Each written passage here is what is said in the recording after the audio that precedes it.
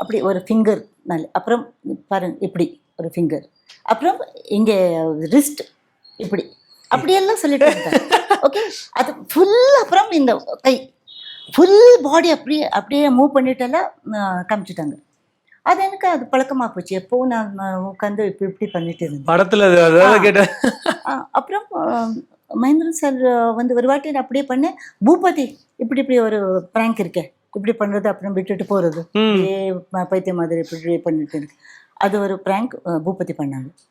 சுந்தர் எங்கே கல் இப்படி வச்சு இப்படி இப்படி என்ன பண்ணுது, அதெல்லாம் பார்த்து மகேந்திரன் சார் சொன்னாங்க, இந்த கன்னடக்கார எல்லாம் எப்படி எப்போ பார்த்தாலும் ரஜினிகாந்த் அப்புறம் சிகரெட்டில் என்னமோ பண்ணுறாங்க, இந்த கன்னடக்கார எல்லாம் இப்படின்னு சொன்னாங்க.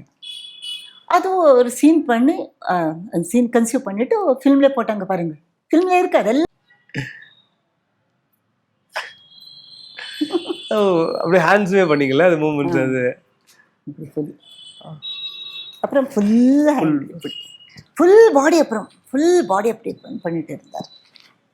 அது இப்போ வரைக்கும் உங்களுக்கு டச்சில் இருக்கு பாருங்க, ரொம்ப ஈஸியா அது ஒரு வாட்டி பண்ணதுன்றது இல்லையா? நான் ரொம்ப டான்ஸ் பண்ணிட்டு இருந்தேன். அந்த இந்த மாதிரி ரொம்ப ஃப்ளெக்சிபிளான மூமெண்ட்டில் இருந்தது அந்த டான்ஸ்ல, இல்லை பேலே டான்ஸ்ல.